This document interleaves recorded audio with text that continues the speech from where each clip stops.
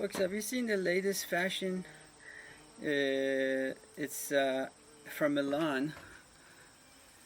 Charity shop dress shoes and sports socks. Yeah. Yeah. All the cool kids are wearing them.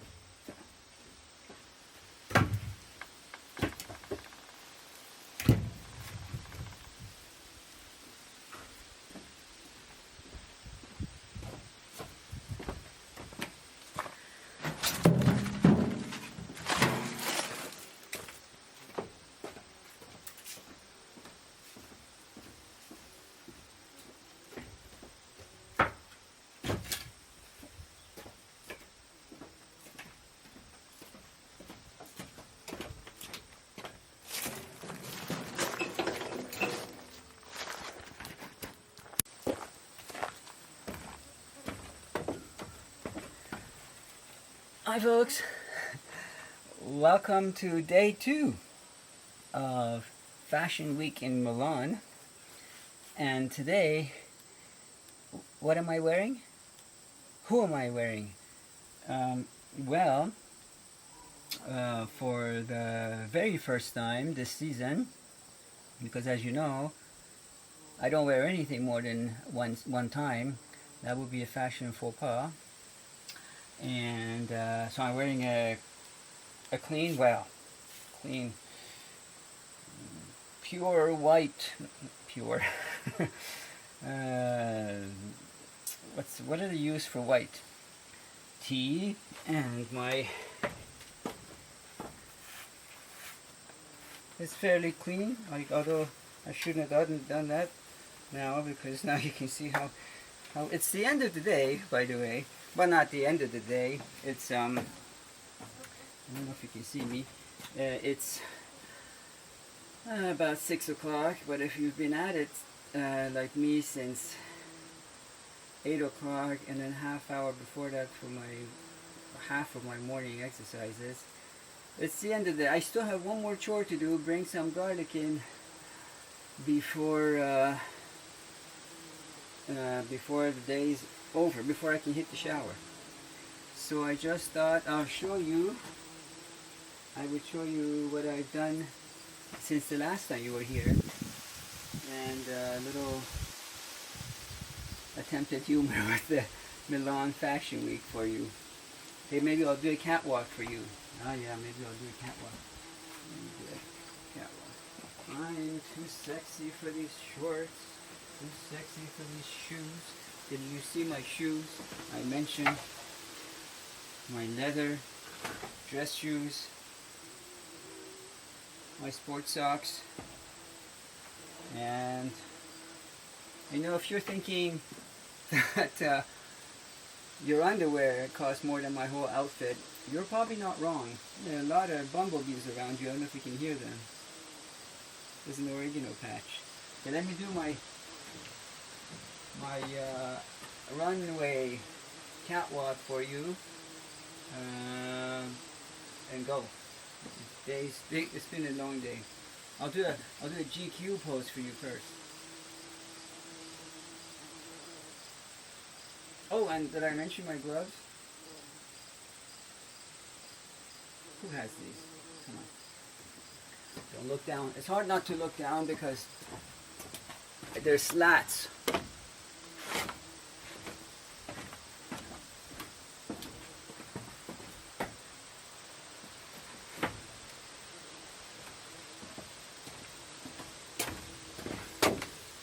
Well folks, I'll be here again, and I'll do another video for you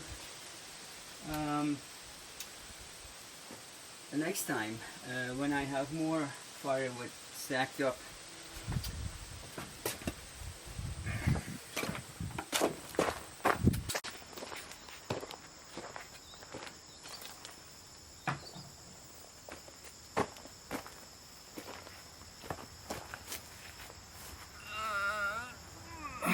Well, folks, here we are, day 4, day 3,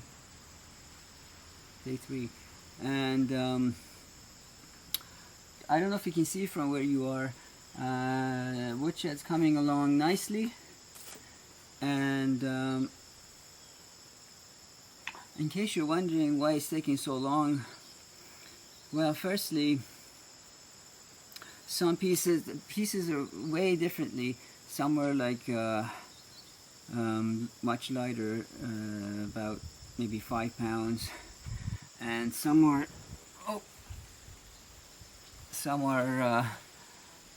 heavier, about 30 pounds. But you know, and then this isn't my only woodshed, and I have other chores too to do, and yeah, you know, you're the one that wanted to know about the truth about off-grid living, and so this is one of the reasons when I tell you you should either look for a sort of an intentional community cooperative like one I'm trying to start, or have a partnership, friends, whatever, to do this with, because it's a lot of work. It's rewarding, but it's a lot of work, and it's sustainable, but it's a lot of work. So I'm just going to finish off what I have to do, and into cook and take a shower. So enjoy the little bit of the end of the day session, and as I work, and I'll be quiet after.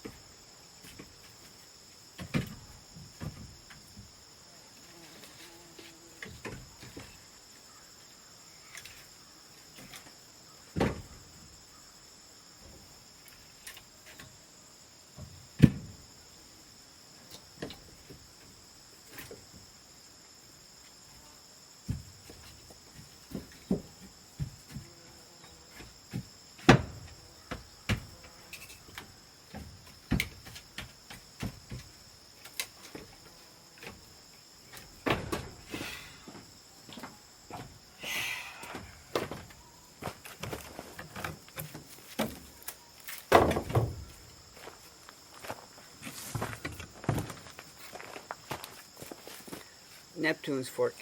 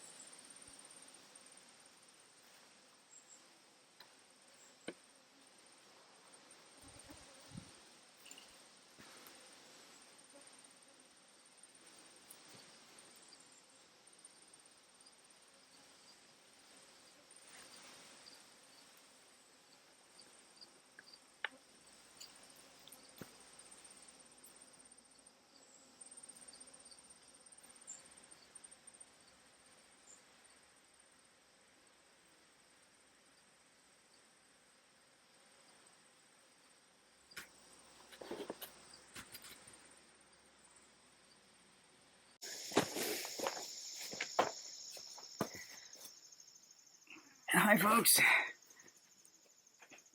welcome to my humble homestead in the forest. in Canada, and sorry, hot. It's supposed to go up to 30 degrees today, but it's only maybe about 9 o'clock now. And welcome to my woodshed. You've been here before, and this is a continuation of that video. And today on the menu, or for your viewing pleasure, paper birch, white paper birch. If you can't see me behind me, I will pick it up and I will go inside and show you. I think I got all of them. Excuse me, I'm sweating now. And then back to maple and golden birch. And I don't know how many more days it would take to finish this woodshed at the speed I'm going. But one thing I wanted to make sure to mention that I've been forgetting to is that for this a structure of 600 square feet, whether there's 3 people living in it or 13 people living in it, it will cost you the same amount of firewood in this case to heat it up. The same goes for the number of batteries you need for your power, or the hot water you need for your showers, and food probably too. Well, I say too. I mean, there are places where you can buy more, like a bulk, even clean ones like organic. But because you're buying more quantity, then the price will be a little bit less. My point is that if we were able to coexist, cohabit, whatever the word is for it, and pool our resources, we could do a lot. We could really do a lot. For instance, imagine I mentioned 13 people living in a structure of, say, 2,600 square feet, whatever that works out to meters squares.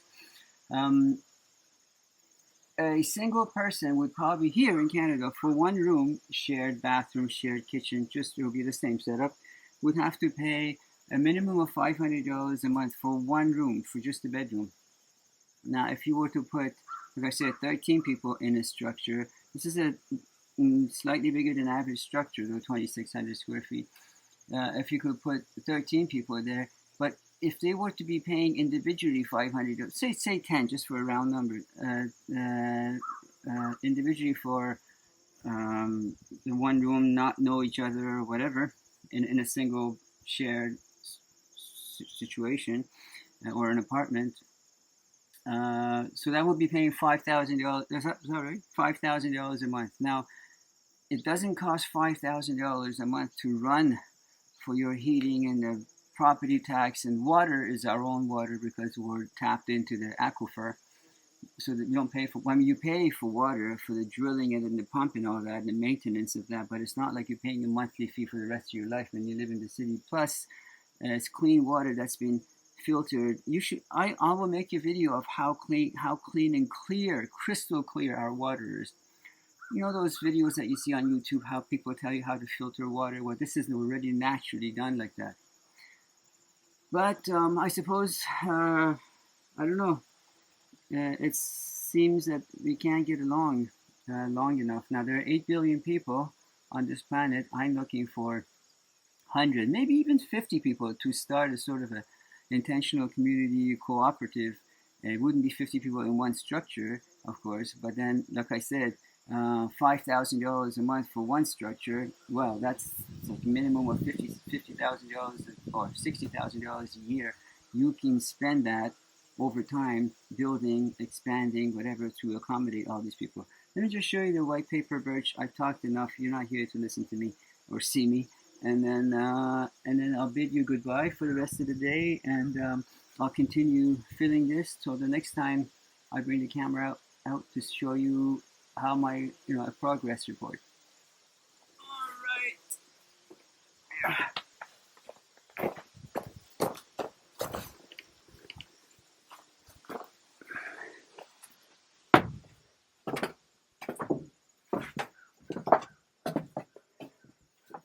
Here we go.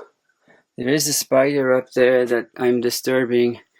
I'm hoping that she will pick up her babies or whatever is going on there and move before I have to, because I do have to climb up on these, and those round nightstick roly-polies make it a bit wobbly, so I do have to make, what I do is start a platform and slowly build it up like sort of a staircase so that I can get to the top.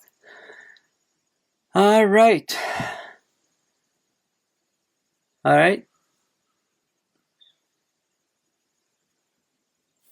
Talk to you soon.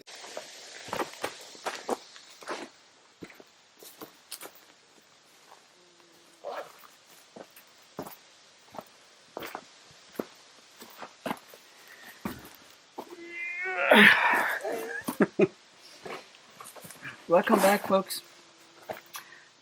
Day 5, day 6. Well, you've been watching this. I think it's day 5. Anyway, so this is how far I've gotten. I got, you can see I got a few more feet and then up, but I'm pretty much done with the hardwood firewood, which is mostly maple in this case. And I hope to finish the rest of it today. Yeah, I think I can do that today. And I have some nightsticks, which are the round big ones, named as that because they were used at night, because they're bigger logs and they take longer to burn. Oh, sort of like these, if you can see these. And then I just have one more bay to do inside, and then I'm hoping to have my horse manure arrive, a dump truck of that. Very hard to get, not cheap. I mean, everything's cheap if you have a decent income, and nothing's cheap if you don't. But it is what it is. It's black gold. Anyway, I'll let you go. I gotta go inside and get lunch ready. Salad from the garden, farm to table. Anyway, I hope you're having a lovely day on this early September days. One of my favorite months, and hopefully if you're not, hopefully this video will cheer you up. Let me show you a little bit of inside before I go. Hey, here we go.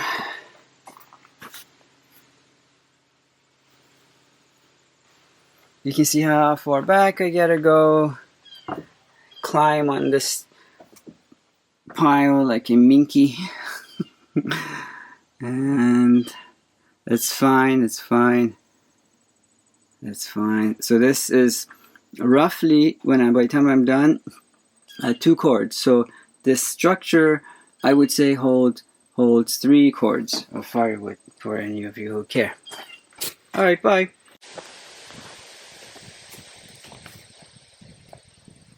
Well, folks, here we are. I am done loading the firewood that I had for the year, and hopefully, depending on how mild the winter, I won't have to touch this at all this year. This winter. Yeah, this year. Which means that it will be even drier for next year, which will be brilliant. Basically, the harder your wood is and the drier your wood is, the less smoke you'll have, the better it'll burn. I should have said the better it'll burn, the less smoke you'll have. And the higher BTU it would have. BTU, British Thermal Unit, I guess. Sounds right, huh? And I remember when I was new here 11 years ago, talking to my neighbor, she was saying that having firewood is like money in the bank. Of course, as you know, I don't believe in banks, and I don't believe in having money in stored somewhere. Money doesn't make any sense to me. Things that you can use, people that you can help, money to say I have to show those numbers in the banking, so this is what I'm worth, this is my net worth, doesn't mean anything to me. To me, this means security. Security in that, like I was saying, the drier it gets, the better it burns. If you any off-grid homesteader would tell you that it feels good. It's like having, how can I tell you that you might be able to relate? It's like having a full tank of gas, a fridge full of stuff, food. I don't know how you would, you have your winter coat, cozy outfits ready for you for winter. So this is like that. It's having making provisions. I am not a prepper, as you know. I don't have any weapons or whatever that there's a bunker or whatever, but I believe in being prepared for whatever as much as I can.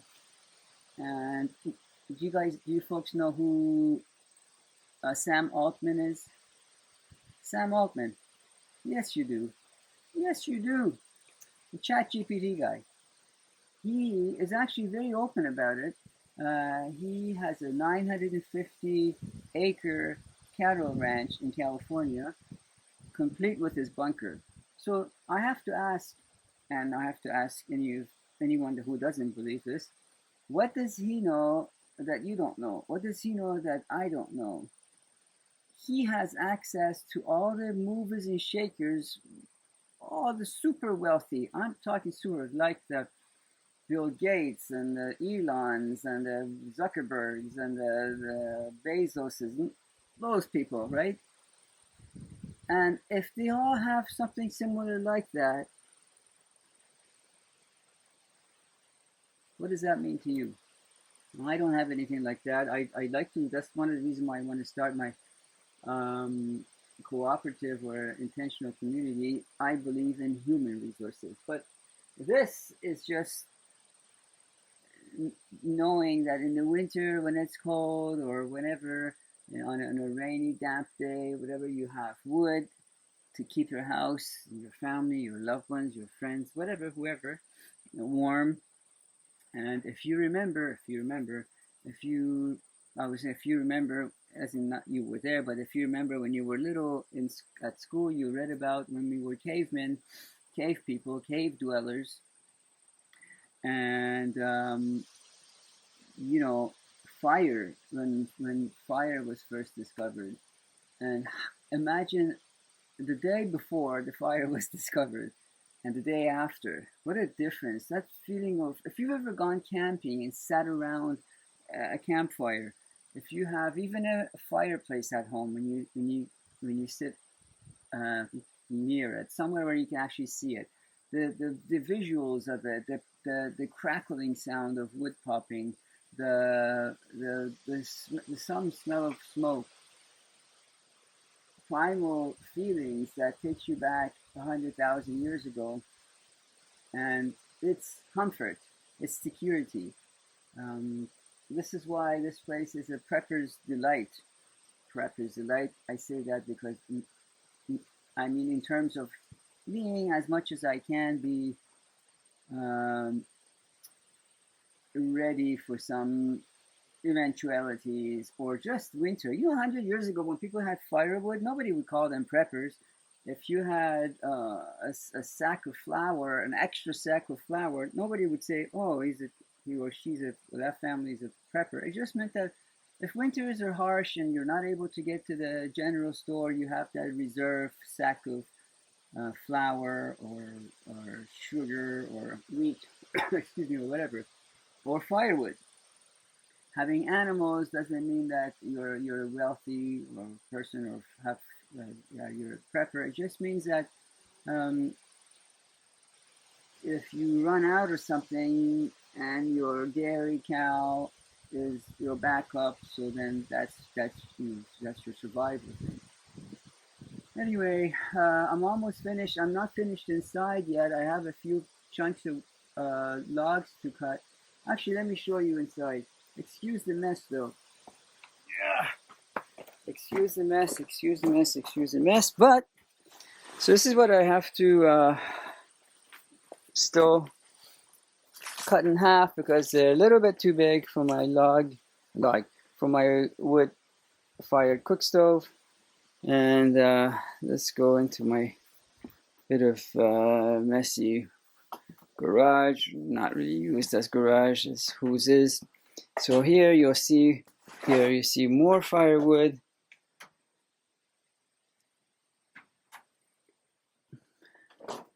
Here you'll see more firewood.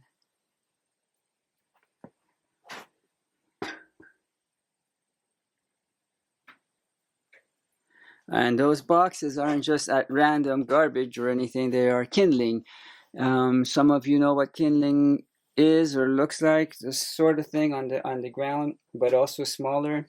You do need that to get your fire going, and that's not something you want to do when it's minus 20. You want to have them ready for every time you want to start your fire. So any off-grid homesteader right now watching this is saying, oh well, they're drooling and saying bravo, good going, guy, good going.